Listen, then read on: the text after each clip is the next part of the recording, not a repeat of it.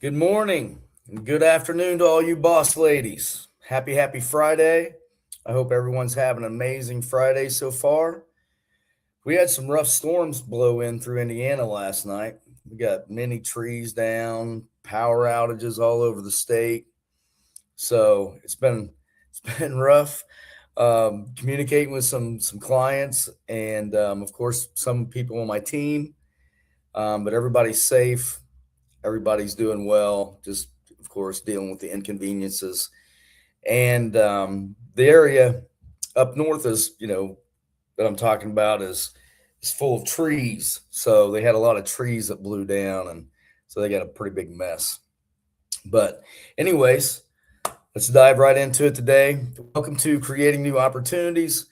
I'm your host, Bill Haga, VP of Sales with the Federal Savings Bank. I'm now available to serve all 50 states and now offering a number of programs that can help create more opportunities for you and your clients to qualify for while they're trying to purchase a new home.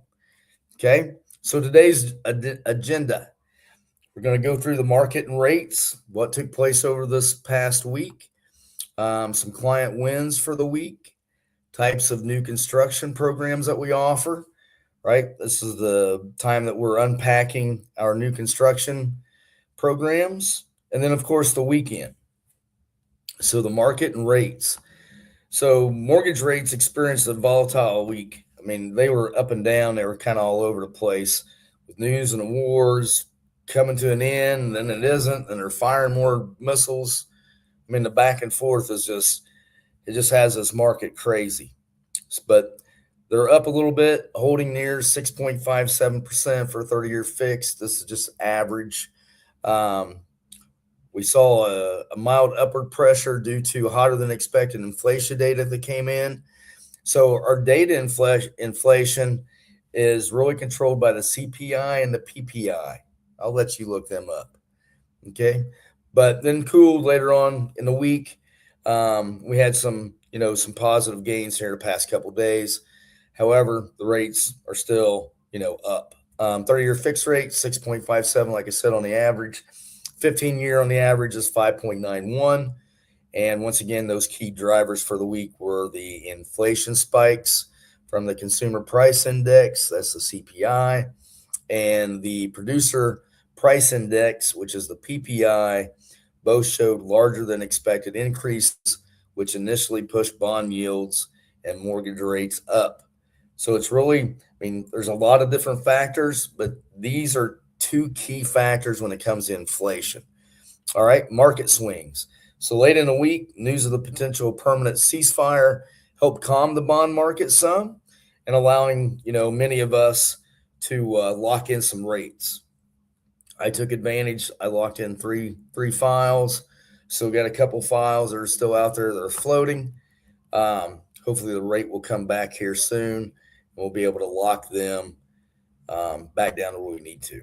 The Federal Reserve, the Fed remains on a monetary quiet period ahead of their upcoming meeting just next week. So June 16th and 17th. But once again, a little sticky wholesale and consumer prices have significantly dampened market expectations for any near-term rate cuts. So I don't think anyone's expecting the rates to be cut. So that would be a blessing if they just came out of the blue and gave us a quarter or something. Every little bit helps. All right, so next on the agenda, client wins for the week. This was an interesting one here that I want to share, and I'm so thankful for the team and the group of people that I'm working with to be able to put something like this together. Excuse me. So this particular client is wanting to purchase their new home prior to selling their current home. We see this a lot, right? So the new purchase price is 1.2 million, and the current house that they have is listed for sale for $1,050,000. They have 5,000 in the bank, but they've got 400,000 in equity. Most of the time, you need to have that in the bank. You got to show that. However, in these cases, we'll do the purchase at 100% financing, so that 1.2 million, then we're going to add $650,000. And this is how much they owe currently on their current house. So when you add those up, that's a loan amount of $1,850,000. Once the old house sells, right, because it's on the market right now, it's listed at $1,050,000. But once it sells, then those proceeds will go towards the new loan of $1,850,000. That will reduce that loan amount down to $800,000. Now, once we get to that point and their house sells, those proceeds come over. Now I'm just going to refinance that loan off of our portfolio, off of our books, onto a Fannie Freddie program. So I've never had any options like this to be able to do in the past. So to me, this is pretty cool, banking. This is referred to as the cross collateral loan program.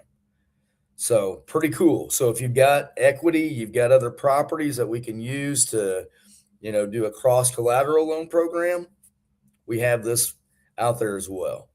And you can see, these are pretty hefty loan amounts, right?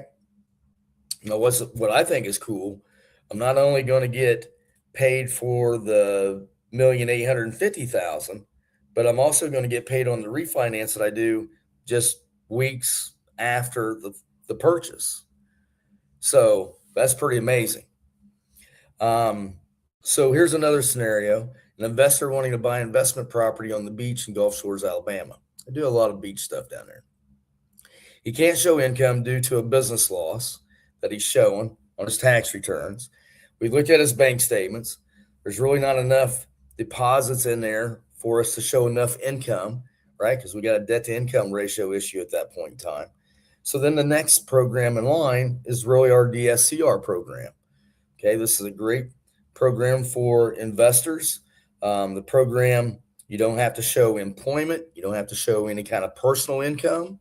The property's rent just has to cover the mortgage payment. Okay, that's principal and interest, taxes and insurance, any flood insurance that may be attached, or any HOA fee that may be attached. Okay, if that's a break even, that's a great property to purchase. We'll even go lower than that. Okay, so be aware of that. We'll even go as low as no rent being received whatsoever on our program. Okay, we got some different options. I think we got 3 different options there. So great stuff there. Now I want to dive into some new construction programs.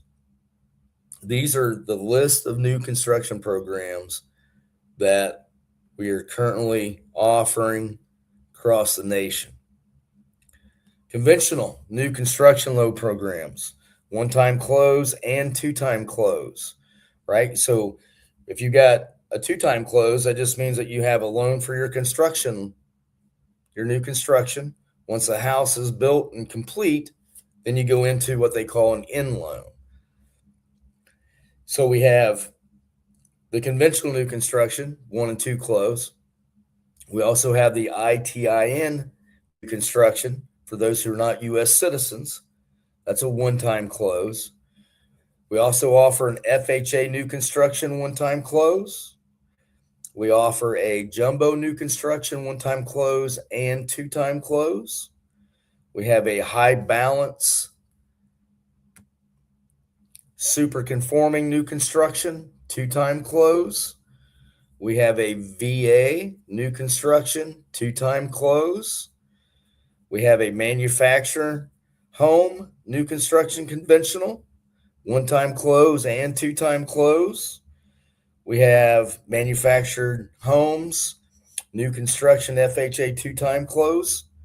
We have another manufactured home new construction VA two-time close. And we also have an investment new construction two-time close, right? I've talked about this before. If you've got an investor who's out there remodeling everything, let's talk to them about building new, right? They could build a nice 4 unit. And when you're starting from new, that means that your upkeep, maintenance fees, and things of that nature should be pretty low the first 3 to 5 years, right? Because everything's new.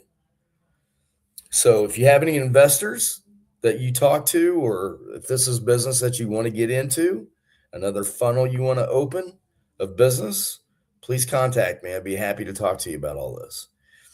Okay, next week, next Friday, more about new construction loan programs and how you can add builders to your list of referral sources.